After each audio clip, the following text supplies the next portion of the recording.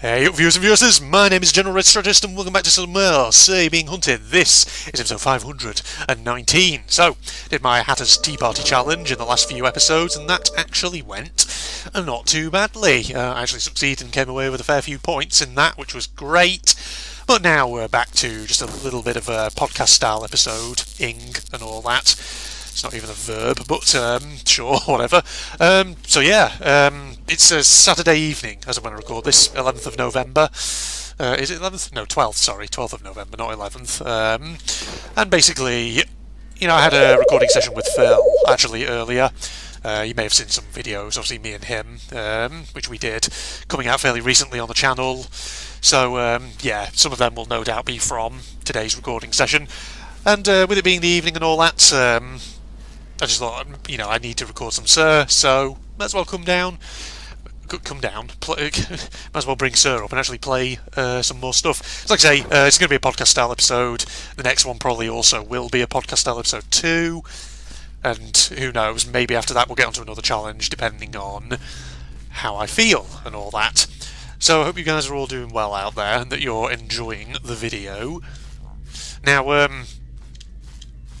what I have been thinking about recently, I've been thinking about a subject which obviously relates to my career as an academic, and it's been sort of brought on a bit, because the thing is that, there's a lot going on in the news at the moment, basically.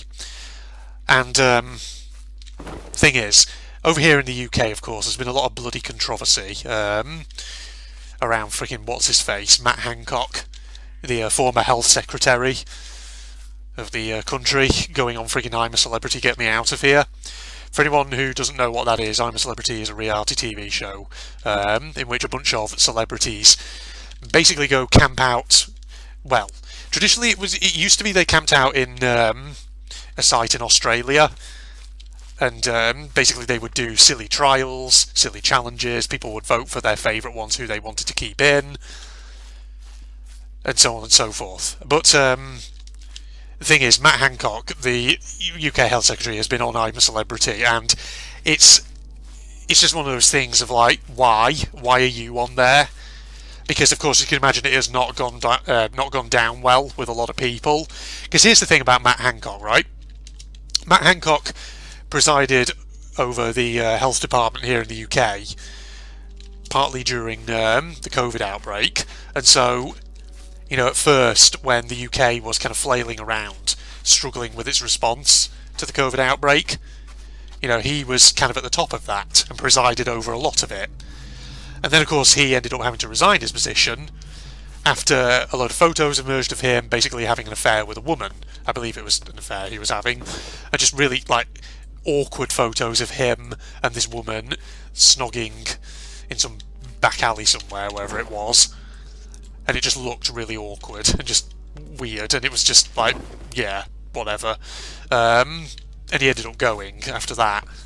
And as you can imagine, now that he's suddenly appeared on this reality TV show, people are not pleased. Because, of course, there's a lot of people who lost relatives during the COVID lockdowns, to COVID. There's a lot of people who went through very lonely and isolated periods because they couldn't go and see relatives, they couldn't go and see friends, things like that.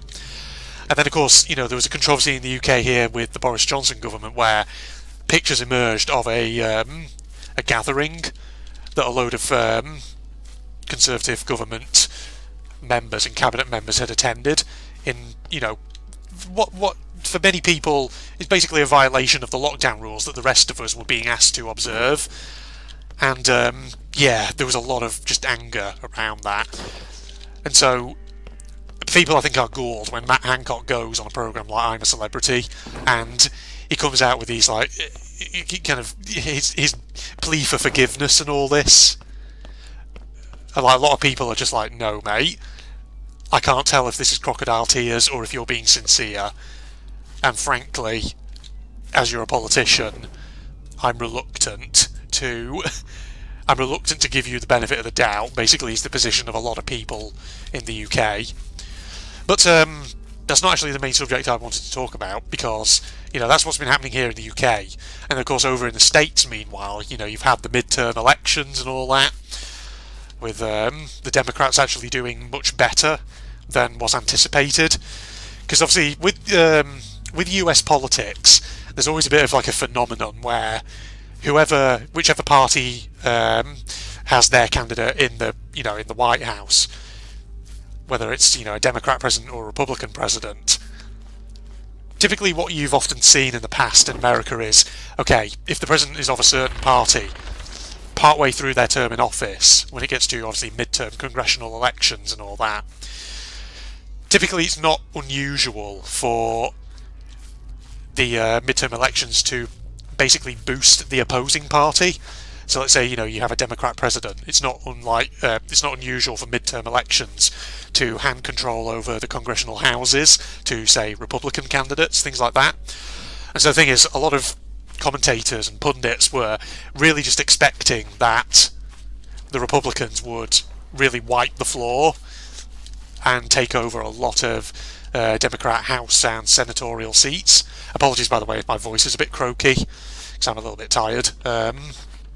Had a big recording session with Phil earlier and all that, so my voice might be a little bit weird. But yeah, and as you can imagine, with these midterm elections, there's a lot of political bullshit that was said in the run-up to these elections, and of course there's a lot of political bullshit being said now, with fringe candidates from like the friggin' MAGA movement already casting doubt on the veracity of their elections, with no evidence at all, I should say. And I think more than anything, what these sort of events have really kind of revealed is just the need for people these days to be real critical thinkers with the sort of things they're hearing and things like that. But, then that got me kind of thinking, do people actually know what it means to be a critical thinker? Do people actually know how to be a critical thinker? Things like this.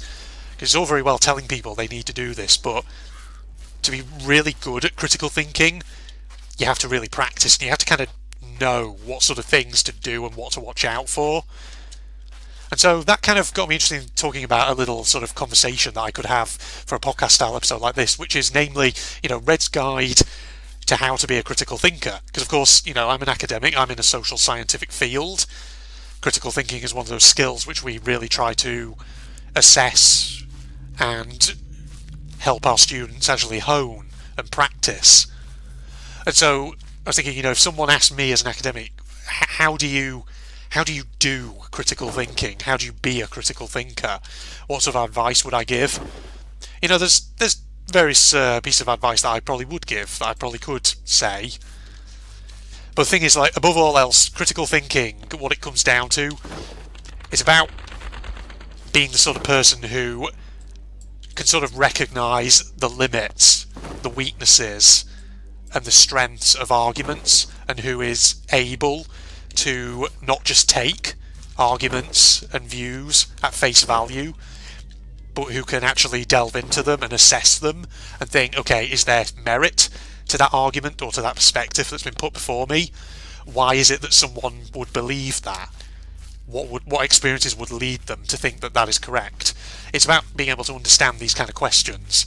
And so, being a critical thinker doesn't necessarily mean that you disagree or you are skeptical to the nth degree of everything that you hear. It just means that you're able to assess things and come to a fairly valid conclusion based on what you're thinking about. And it also, to some extent, is about being aware of your own biases and understanding how they might actually tarnish or colour your viewpoint. So, for instance, a big sort of example I would always give is if you look at sort of the more extreme elements of like the Republican voter base in the US. Sorry for any moderate Republicans out there watching who feel like I'm maybe picking on you a bit here.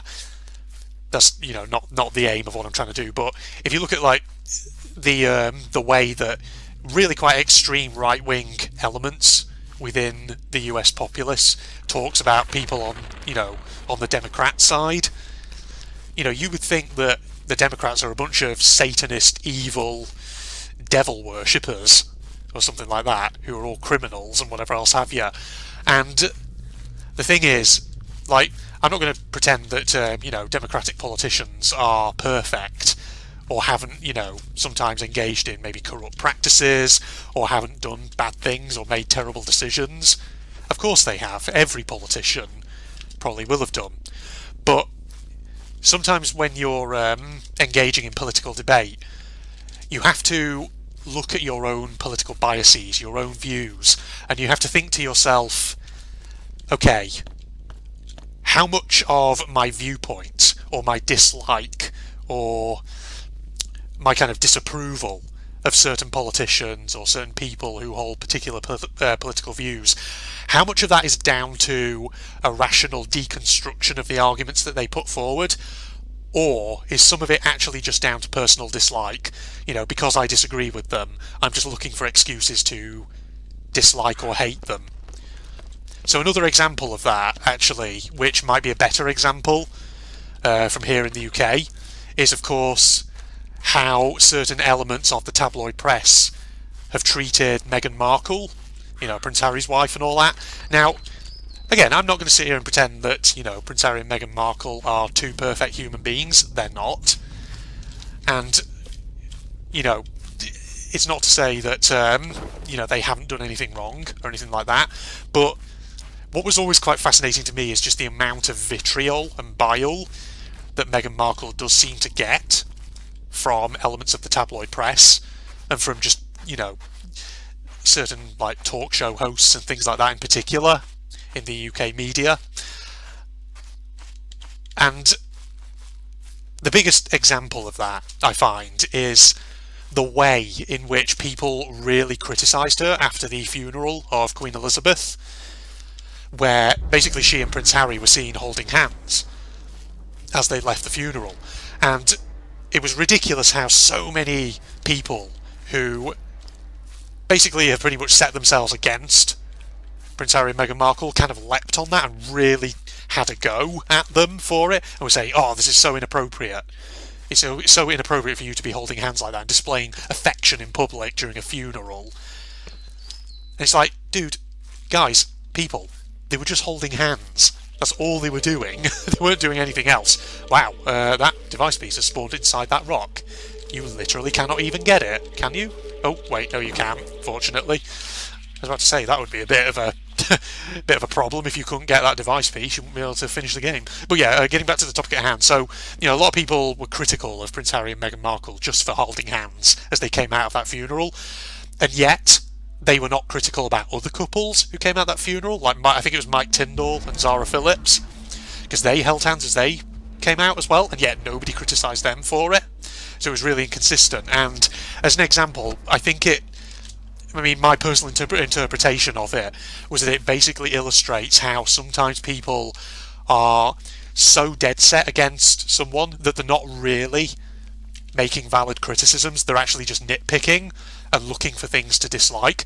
And that for me is an example of letting your own sort of personal biases get in the way of making a rational, sort of fairly objective, valid judgment on something or someone. And so that, I think, is one thing, if you're going to be a critical thinker, you really need to do. You need to look for your own personal biases, be aware of what they are or what they might be. And when you're making decisions, making judgment calls on things, you need to be aware of how that bias might affect your view, if at all. And if you think it does affect your view, potentially, then you need to think about, okay, in what way does it affect my view?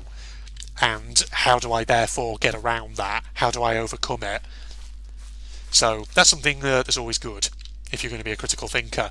The other general things about being a critical thinker are, always look for evidence of your, whatever you believe in. Make sure you look at what the evidence for it actually is. And don't just, look for evidence that supports your view. Think about that evidence when you look at it. Think about how strong it is. Or whether there are any potential issues. And, it may well be that some of the evidence you use, it might not be that necessarily the evidence is incorrect, but there may well be aspects of it that it doesn't really address. There may well be questions that it doesn't really answer. So, for instance, you might find some evidence that shows that, as a general rule, let's just say off the top of my head, capitalism is good for spurring innovation. Maybe. I mean, this is just an example. Okay, I'm not saying that is necessarily true or not. I'm not getting into that whole argument. I'm just using it as a hypothetical example. But, so from one perspective you might look at that and think, okay, that's clearly evidence that capitalism is amazing, and it's, all very well and good. But what it doesn't tell you about necessarily might be the downsides of capitalism. So inequality, things like that. In which case, you might kind of temper your conclusion a bit, and you might say, okay, capitalism is good for this, this, and this, but elsewhere it can run into problems, and there are things that maybe it can't do. And what you're doing there is, you're looking at the evidence that supports your view, but you're also taking account of the fact that there's stuff maybe that your evidence doesn't show, or that other evidence does show. And so you're trying to arrive at a more balanced, nuanced conclusion. And that generally is the better thing to do, because you don't want to just have a viewpoint that is very sort of blinkered and just sort of sticks to one answer no matter what. So there's that. That's also important. So assessing your evidence and really being ruthless and thinking about what does your evidence actually show, but also what does it not show. That's always very important if you're trying to be a critical thinker. And that can be difficult, assessing your evidence. It's not easy. But there are certain questions you can ask to try and help guide your thoughts. So you might want to think about, where has this evidence come from? Who's saying this? Who is the person saying it? Why are they saying it? At what time did they say it? In what context did they say it? Things like this. And for example, if you come across a source that says something like, if you come across, like, say, a media source or an opinion piece, and the opinion piece says something like, such and such a thing is reality, or such and such a thing is the case. Jesus, killed itself. Then you always have to ask, okay, what's their source? What's the source underpinning that source? And you have to be prepared to sort of sometimes kind of dig through these sort of layers of sources, to put it like that. So if an author says something, you have to ask yourself, okay, why are they saying it? What's their basis of evidence for saying that? Is it a secondary source, and if so, can we pursue up the things that it's said to try and find if there are other materials out there that verify what it's saying? Are there other materials that contradict or challenge it, or not necessarily contradict or challenge, but maybe just show that there is an alternative or another factor or something that you haven't taken into account that is also important? So there's all these things that you can ask yourself in order to try and get yourself to be a bit more of a critical thinker. And yeah, like I say, critical thinking, it's not easy, and it can be difficult, but that's what you just need to ask yourself. Like I say, it's not just kind of contradicting or immediately disagreeing with everything you hear. It's about just being able to assess the validity, the reliability, the provenance of arguments and information that's presented to you, and also being able to highlight where the weaknesses of that information may lie, and therefore with those weaknesses in mind, oh god, Jesus, like Spike, I can't continue what I was saying, with the provenance of that information in mind and those weaknesses in mind, what might be the limits of that information or those arguments. So yeah, that is Red's guide on how to be a critical thinker. I mean, obviously what I've told you there is just, a very quick series of points, but hopefully it gives you a few ideas to think about and all that. So there you go, folks. I'm probably going to actually wrap this episode up here, whilst I can. Obviously there's, probably a lot more to being a critical thinker than what I've said here, but, that's just a whistle-stop tour of some of the basic points, which can help steer you if you've ever wondered what it really means to be a critical thinker and all that. There you go. So, in that case, we'll wrap this episode up here, and I might well get recording the next one actually straight away, since I've got a bit of time. Thing is, it's just gone 8 o'clock in the evening as I want to record this. Obviously, with it being November 12th, at 9 o'clock is the Remembrance service from the Royal Albert Hall, so I'm probably going to be watching that, so I want to try and get my next episode recorded before that happens as well. So Facebook and Twitter links down below, along with a link to my propagandist channel for anyone interested, and if you enjoyed, a like is always appreciated. But other than that, I'm signing off now. Goodbye, everybody. Oh, hi, goodness, this group gets sidetracked easily. But where do we begin? Still looking and trying to work out what your town is, and I have no idea. Still don't really know what your town is either, though you got a little mallet there. Are those ear defenders, actually, that she's got around her neck? Maybe some kind of craft or something. What's that in her pocket, though, that she's got there? It's like a little puppet coming out of her pocket. I can't quite see it too well. Maybe your visor is meant to be eye protection. Maybe you're some kind of tradesperson. Or like a sculptor. Maybe an artist of some kind. I don't know, maybe. I've already forgotten what your voice was. I think it was the... Oh yeah, no, I remember. Yeah, I guess we should just jump into it. Signing will probably help us find more clues. I agree with Cherry.